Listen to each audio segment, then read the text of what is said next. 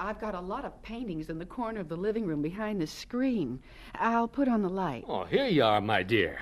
Now, you promise to tell me exactly what you think of them, one artist to another. I'll do my best, ma'am. Oh, there's the light. Thanks, Harry. Terrible. Oh, this is terrible. Why, George. Look what you've done.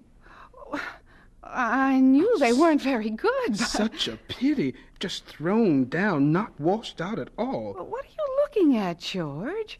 Well, here are my paintings. Don't bother about those old brushes. Well, that's it. What? Those brushes are old. They shouldn't be. You didn't take care of them. Why, I did... Every time you use them, you should wash them out. Now, your paintings. They're good, very good. But look. What? Those leaves. They're flat and they shouldn't be. You better take lessons, my dear, huh? George, I'll make a bargain with you. You give me painting lessons, I'll give you singing lessons. Would you? You would? Of course. But... Fine. It's a bargain. Every night after work, you come here. One night we sing, and I teach. Next night we paint. And I teach. Well, that sounds fair enough.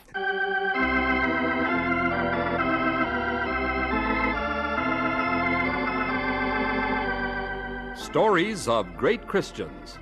From the Department of Broadcasting of the Moody Bible Institute, we are bringing you Chapter 10 of God's Ebony Scientist, the story of George Washington Carver.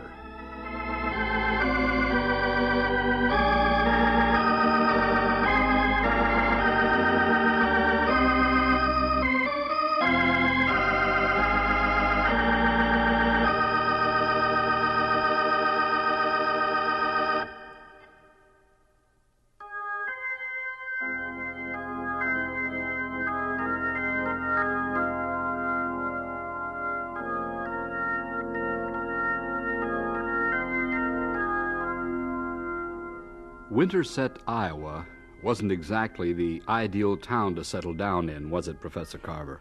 Not unless you like grasshopper plagues. Owner of the local hotel told me I was crazy to want to live in Winterset, but the climate seemed mild enough for growing things, so I convinced him to hire me. To cook? To cook corned beef and sauerbraten at Schultz Hotel. That's right. What happened your first Sunday in Winterset? Well, I embarrassed myself.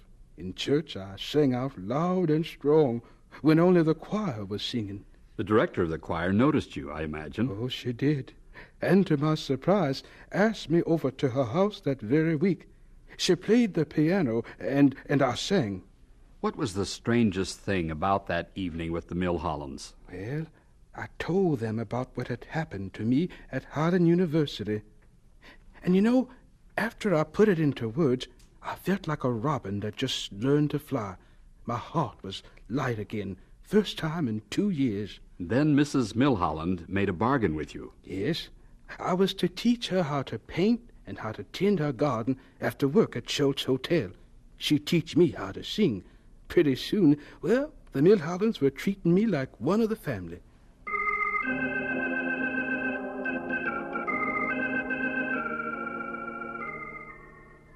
George, your expression is good.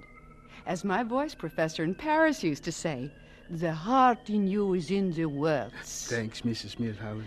But we have to work on tone. Your tone is shaky. Oh, maybe I'll never get it. Oh, nonsense. Now, let's try it over. From the beginning, without the piano this time.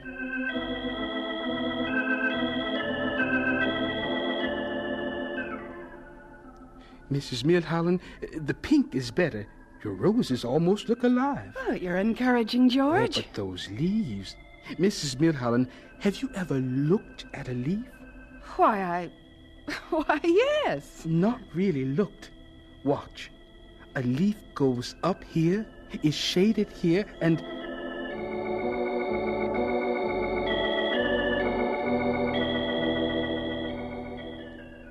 Now, look here, George. We've been treating you like one of the family. Now, so take my advice. But Mr. Milholland, Mr. Schultz is good to me. Well, sure he's good to you, George. You're the hardest worker he ever hired. Now, listen, George, I want to lend you this money. Oh, I can't take it. You'll never get anywhere stuck in that kitchen with the sour broth. But you'll need $50? every penny of it if you want to start your own laundry. Now, take it, George. I insist.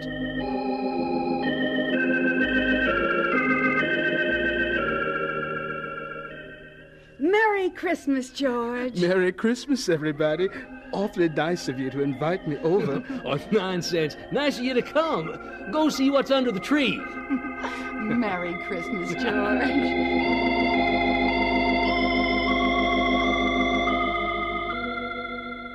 George! George! Out here, Mrs. Milholland.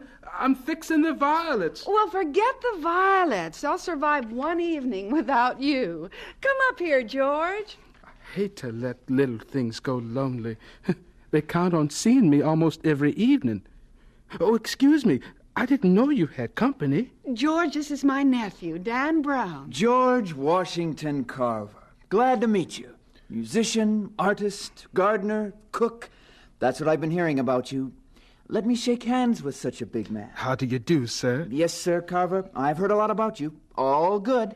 Dan has some good news, George. You aren't moving away, are you? Tell him, Dan. Carver, I understand you aren't satisfied with this grasshopper-eaten bird called Winterset. I never... I even heard you don't plan to give your life washing up Winterset's dirty shirts. Don't tease, Dan. Put it this way. Carver, though you may not be able to guess this, I'm a scholar. Dan! Modify that. I'm a student. Dan goes to Simpson College, George, and... You got my admiration, sir, before you say any more. So you go to college, do you? Listen, I'll have your undying gratitude before I'm through. You're going to college, too. George, don't be angry at me. I told Dan everything. Almost went up to Highland and pushed that Prexy's nose right through his office door. But I came up with something more practical. Dan, tell him. Well, Carver, Simpson, live and die for Simpson, is a Methodist school at Indianola, Iowa. You're going there. What? Yes, Carver, it's all settled. Would they take me? Listen, Carver, old Bishop Matthew Simpson, and when you speak his name on the campus, you bow to the east 3 times, he was an abolitionist, pal of Lincoln's, too. It's his college? When the old bishop died, he left his fortune to build this Tower of Learning. George, Dan says he'll write for you himself. Look, Mr. Brown, I have to know this. At Simpson, are there any colored... Well, no, not now. Then it won't work. They won't want me. Listen, old Bishop Simpson would turn over in his grave if they turned down a Negro. Rise up and haunt would be better, You I see, think. they wouldn't dare. Things just don't happen like this. 1 minute I'm tending violets, and then... There's a good art department. Wouldn't be caught dead in it myself. I'll stick to the lab. George, you can major in art or music. Or he can decide for himself. Seems to me Carver's best of all when he's growing things. He might be able... Wait a minute. No, Dan, I think art or music. Listen, Andy, I'm a college man. And Mrs. I know what I'm talking Milholland, about. Mr. Brown, please listen to me. Listen, all this is great, and you're wonderful to me, but don't you see, it won't work. Sure it will. I know Simpson's trustees personally. They'll be... Oh, I'm thinking about the tuition. Tuition? Don't worry about that. This isn't Harvard. Tuition isn't so high. Fella like you not scared of work can pick up a job. Sure, if I once got started, I could work enough. I figured it all out for Highland, but it's different now. Well, how, George? I got debts to pay before I even break even. Debts? George Carver, you know you borrowed that money from my husband. He Borrowed it legal, too. Well, of course you did. But I know Harry, he'd never... In the town's eyes, I owe it, no matter what Mr. Milholland would say. The fella's right, Auntie. A colored man doesn't walk out of town with debts unless he wants to get lynched. Oh, George, I never thought of that. Oh, dear, I thought we had things all settled for you.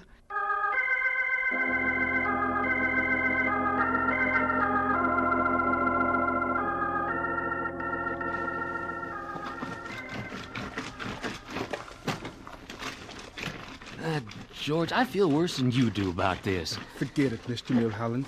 There's nothing you can do. Well, first I thought there was. Now, I had every intention of canceling the debt right off, or giving you the money to pay. Borrowed the money from you legal. The town will make you pay it back legal. If I'd only left you at Schultz's hotel. Don't worry about it, Mr. Milholland. Guess the Lord must have a reason for dangling college in front of my nose and then jerking it away. But, George, you got to September to pay it off, and this is only July. You see me working, don't you? I'm washing as fast as they bring the clothes to me. And keep it up, George. Maybe by September, you might have A it... man can't wash same clothes twice and get paid twice. Truth is, Mr. Milholland, just so many dirty clothes in Winterset. That means just so much money. I feel so helpless, George. I want to say call on me, and my hands are tied. Don't fret. I've already called on somebody for help. Well, good. Who, George? The Lord. His hands are never tied.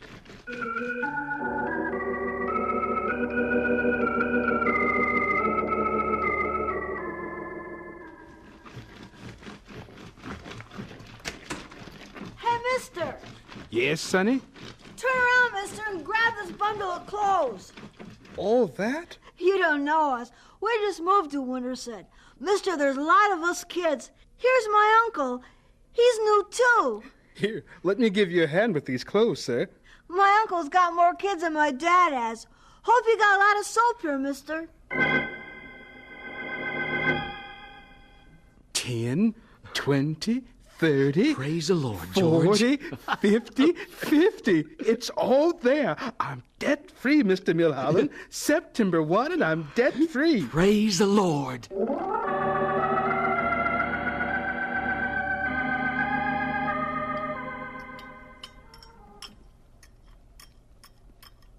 Take another piece of pie, George. You won't eat my apple pie much longer. I'll miss it, Mrs. Milholland.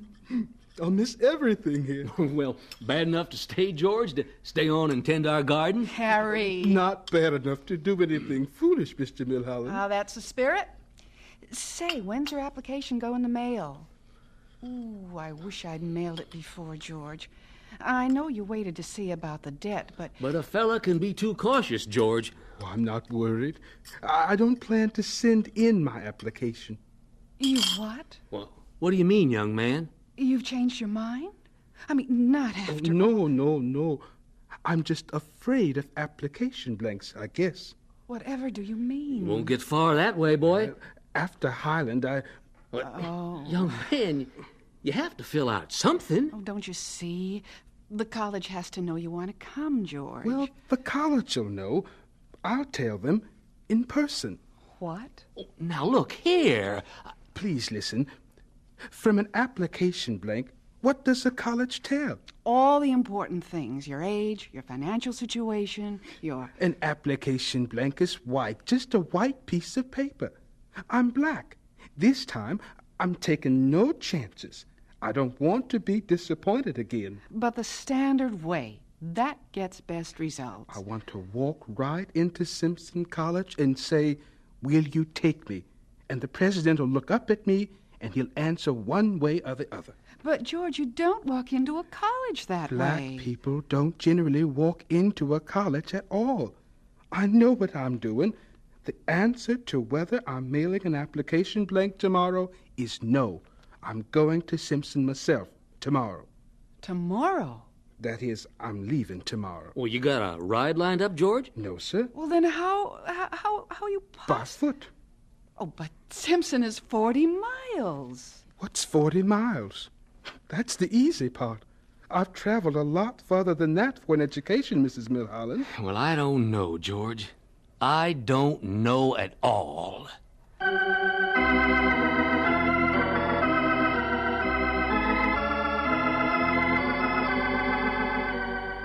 And so we conclude Chapter 10 of God's Ebony Scientist, the story of George Washington Carver. Stories of Great Christians is produced by the Department of Broadcasting of the Moody Bible Institute in Chicago.